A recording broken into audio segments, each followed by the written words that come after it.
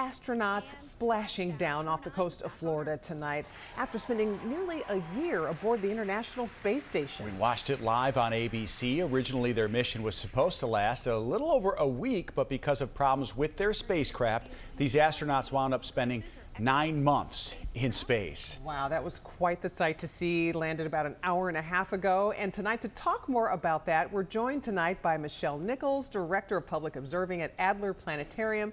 Michelle, thank you so much for being with us. Anytime, thanks. You know, so this was not the typical mission to the space station. Can you tell us what went wrong? So there was a test of a new Boeing spacecraft called Starliner. And it got the astronauts up to Butch and Sunita, up to the space station. But along the way, there were a few issues with the spacecraft, and it was determined that for the general safety of them, they probably should not come home with the spacecraft. They would still bring it back, but they would stay there at the space station and have another craft bring them home. Turns out the Boeing craft actually came back safely. So, but they were there for a little while longer than they expected. There are so many private companies helping try to go up into space. Blue Origin with Jeff Bezos. You mentioned the Starliner with Boeing and SpaceX. What does this tell us about space exploration and private companies and NASA, because they're working hand in hand to try and enhance the future of space exploration? Absolutely. So there are many private companies that are helping get our astronauts to and from low Earth orbit, and they're playing a very pivotal part in that, and getting being the service that gets our astronauts there. It's a really integral part of the space station program right now. So it's a pretty exciting time to be around all of these companies that now have this capability to be able to get people to and from orbit. You know, Michelle, I don't know how much you may know about this particular mission that the two astronauts were on, but, you know, how do you plan for an extra 9 months? Oh, hey, you know, we're going to be here 8 days. Oh, now we're here for 9 months. I mean, were they aware of the possibility that they would be there for an extended period of time? I'm sure they were always aware that that could be a possibility. Exactly how long? Probably not, but my guess is they went with it in stride. They're astronauts, especially Sunita. She's been to space before, so I'm sure she was relishing the opportunity to be up there. But the reason they were up there for so long, my guess is they just didn't want to impact everyone else's schedules too much. And so they finally were able to work it out to be able to bring them home along with another crew. So there were actually 4 astronauts that came back today. So that's why. Now, it is always a possibility that something goes wrong, but there are contingencies for this. And so, you know, you hang out in the space station for 9 months and then you come home. Yeah, that's right. Your bones may be a little less dense, but you're back and you've made it okay. It was just fascinating to watch. Here's the video of the splashdown, like Karen said, about 90 minutes ago, watching them from inside the Dragon, and then here watching them live. Perfect splashdown.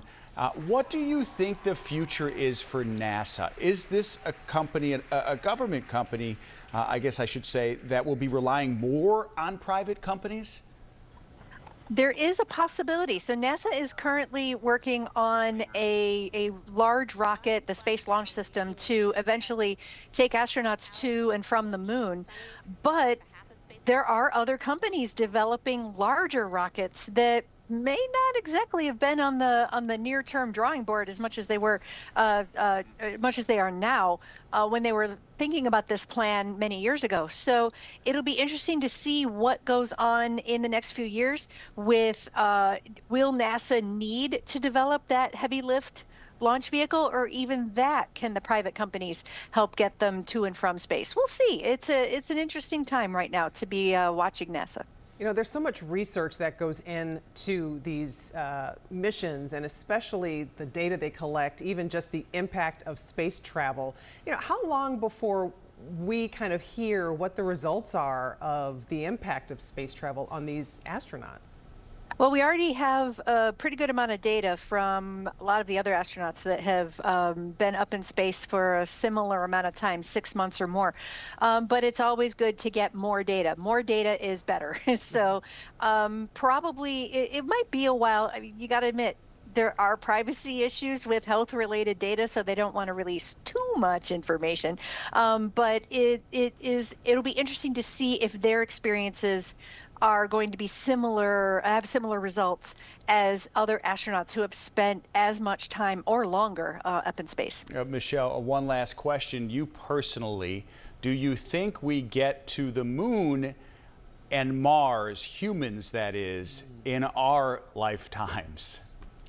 The moon? Back to the moon, almost right? assuredly. Mars, I have a tough time thinking that it'll happen in my lifetime.